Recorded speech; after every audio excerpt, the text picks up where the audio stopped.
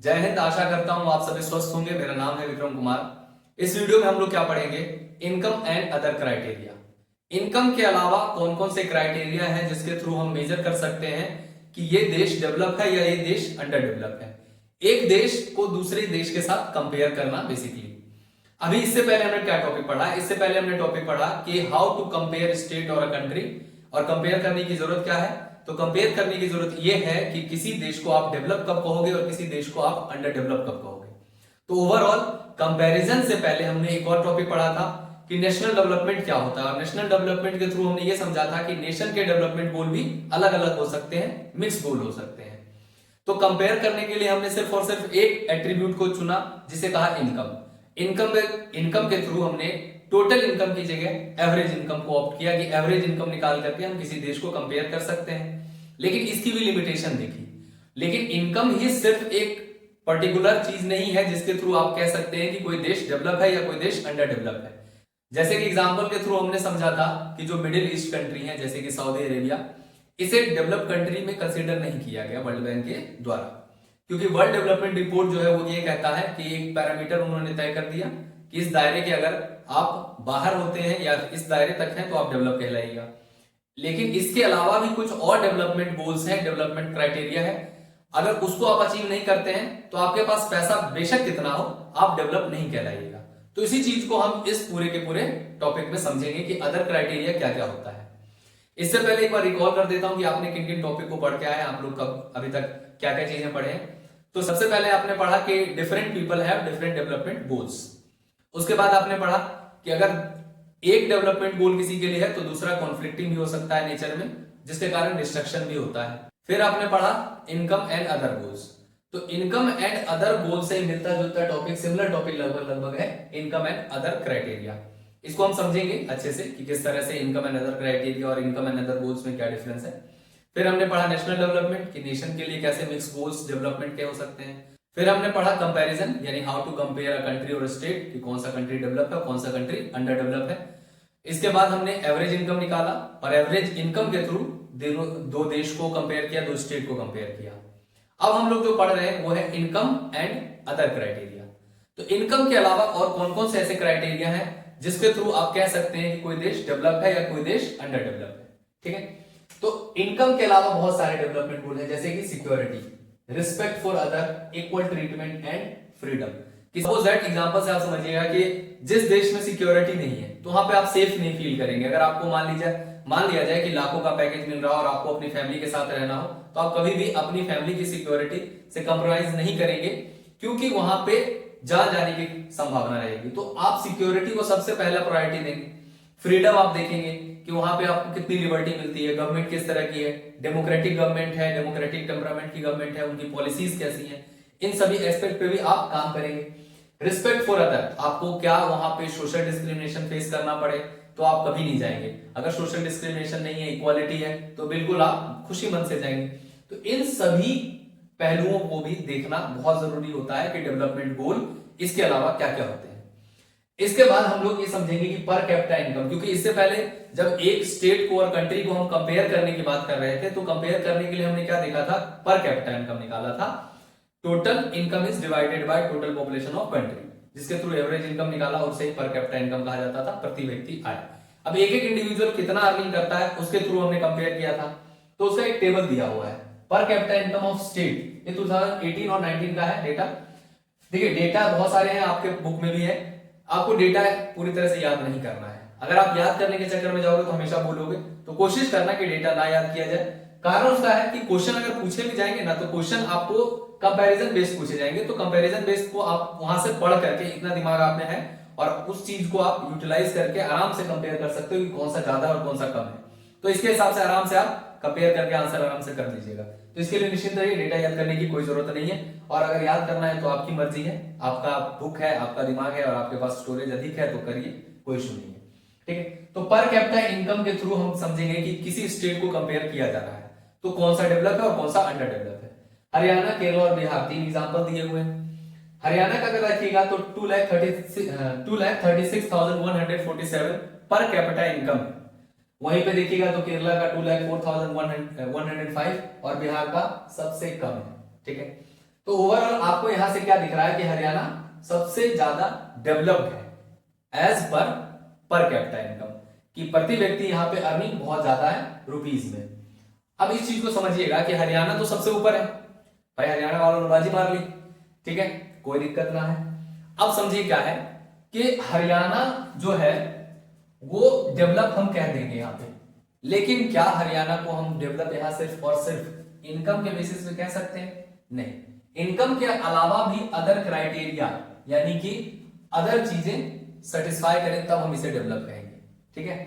वहीं पे आप देखिए तो बिहार लोएस्ट रैंक पे आता है, ह्यूमन डेवलपमेंट इंडेक्स में भी बहुत लोएस्ट नंबर पे आता है, मतलब इतने लोएस्ट नंबर पे आता है ना कि अगर जमीन में खड्डा करोगे ना तब उसके नीचे जाकर के आपको बिहार मिलेगा कहीं इंडेक्स में, इतना ज्यादा लोअर नंबर पे आता है।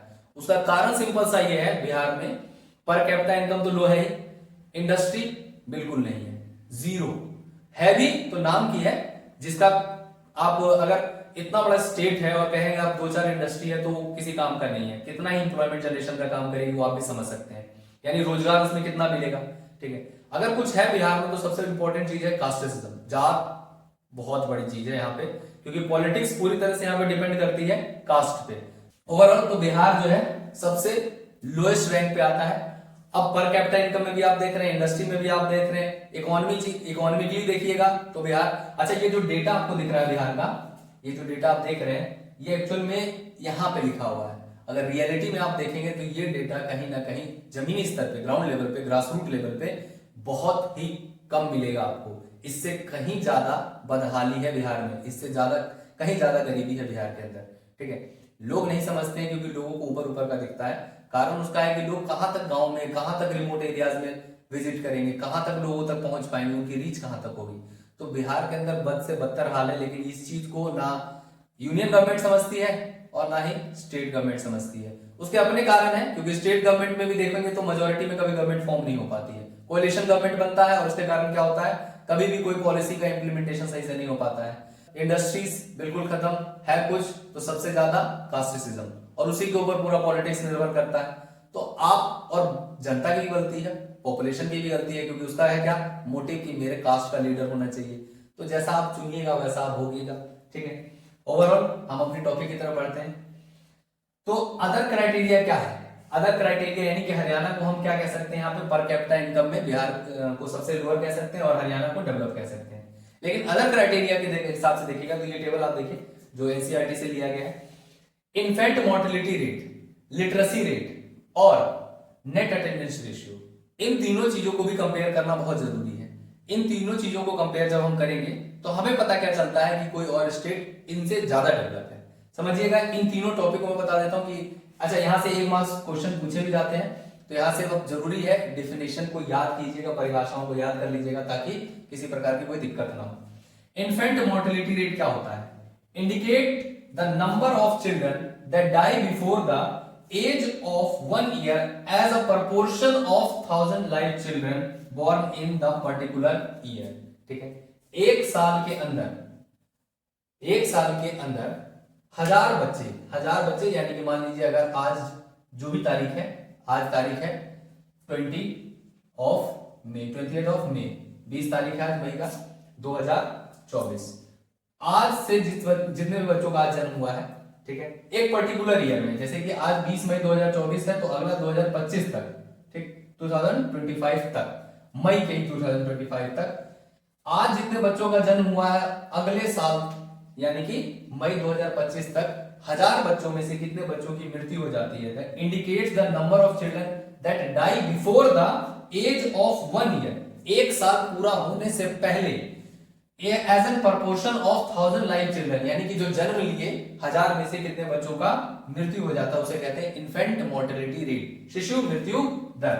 यानी कि आज 20 मई 2024 से लेकर के 20 मई 2025 तक जितने भी बच्चे जन्म लिए उनमें से 1000 की संख्या में से कितने बच्चे का डेथ हो गया, इसे कहते हैं इन्फेंट मोर्टेलिटी रेट। डेफिनेशन आपसे पूछा जाता है एक मार्क्स में, इसलिए याद जरूर रखिएगा।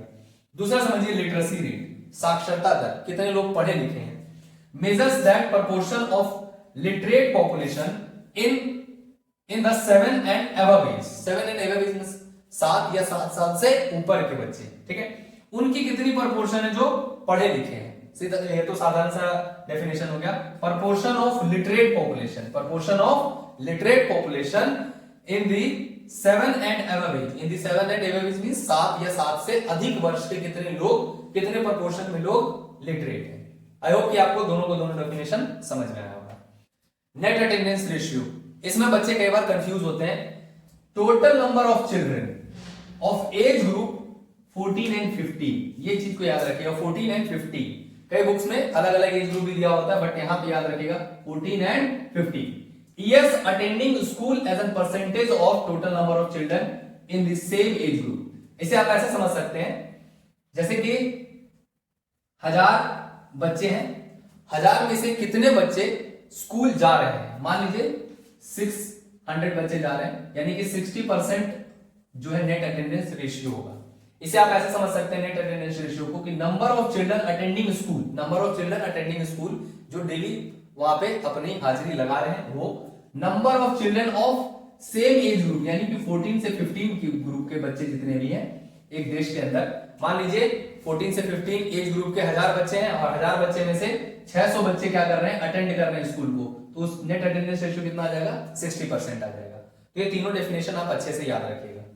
नेक्स्ट आता है human development index. Human development index का मतलब क्या है, overall achievement in its social and economic dimension. Human development index निकाला जाता है कि सोशल बेसिस पे और इकोनॉमिक बेसिस पे आपने कितना अचीव किया है, आपने अपने स्टेट को कितना डेवलप किया है। ठीक है, जैसे हम लोग बिहार का एग्जांपल अभी देखा, कितना डेवलप किया है। तो ये आप टेबल देखिए, टेबल के थ्रू समझिएगा कि क्या हरियाणा पर कैपिटा इनकम के हिसाब से हरियाणा सबसे ऊपर आ रहा है, यानी कि डेवलप कंट्री, डेवलप स्टेट के तौर पे है। दूसरी जगह आप देखिएगा तो इस टेबल के अकॉर्डिंग, इस टेबल में देखिए हरियाणा में आप क्या देख रहे हैं कि इन्फेंट मोर्टेलिटी रेट सबसे ज्यादा है। क्या हुआ, अगर आपने पैसा कमा लिया, आप अपने बच्चों को तो बचा नहीं पा रहे हैं। ठीक है, क्योंकि शिशु मृत्यु दर अगर इस तरह से बढ़ती रहेगी तो उसके पीछे फिर आगे जाकर के पॉपुलेशन कम हो जाएगा और बढ़िया वहां पे हेल्थ इंफ्रास्ट्रक्चर नहीं है, इसका मतलब। ठीक है, दूसरी जगह देखिएगा केरला, तो केरला में आपको क्या नजर आ रहा है कि 7 ही, यानी कि यहाँ पे जो आपको दिया 1000 में से, तो यानी कि 1000 में से 30 बच्चों की मृत्यु हो जा रही है और यहाँ पे सिर्फ 7 बच्चों की मृत्यु हो जा रही है।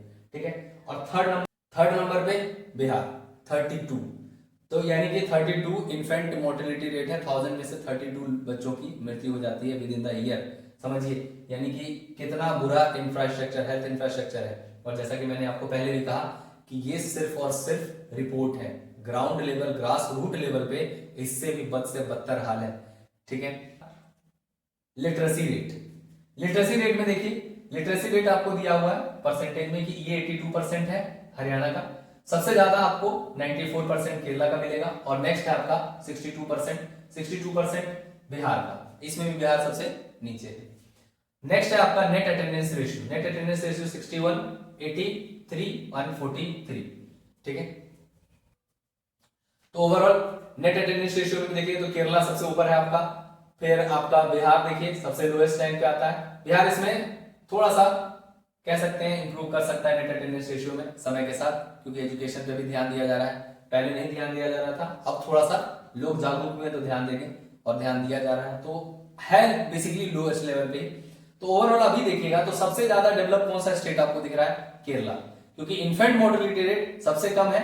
दूसरी जगह आप देखेंगे तो यहाँ की जो लिटरेसी रेट है वो भी ज्यादा है और नेट अटेंडेंस रेशियो वो भी ज्यादा है। तो ओवरऑल अगर अभी आप देखेंगे तो केरला सबसे बढ़िया और डेवलप्ड स्टेट दिखता है। इट मींस कि इनकम के अलावा अदर क्राइटेरिया भी है जो कि डेवलपमेंट, यानी किसी स्टेट को डेवलप कहा जा सकता है उसके अलावा भी।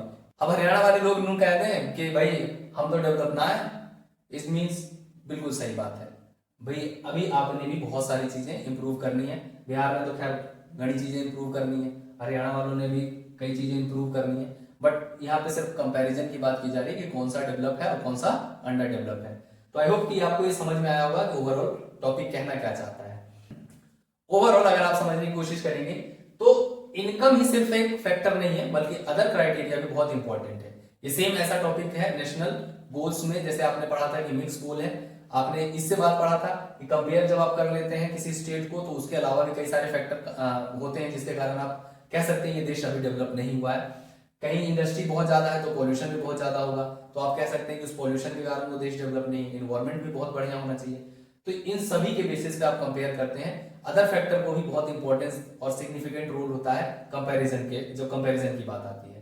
तो आई होप आपको पूरी तरह से टॉपिक समझ में आया होगा। नेक्स्ट देखिएगा, लाइफ एक्सपेक्टेंसी।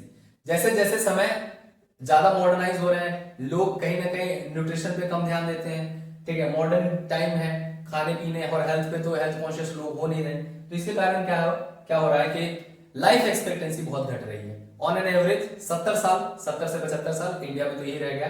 ग्रीन रेवोल्यूशन आने के बाद और ज्यादा दिक्कतें बढ़ी। दूसरा देखिएगा एजुकेशन, एजुकेशन भी बहुत एक इंपॉर्टेंट और सिग्निफिकेंट फैक्टर है। जीएनआई, ग्रॉस नेशनल इनकम, कि पूरे देश का इनकम कितना है, ये सारे फैक्टर भी डिपेंड करता है कि आप डेवलप हैं या अंडर डेवलप हैं। आई होप आपको अच्छे से टॉपिक समझ में आया होगा। Thank you.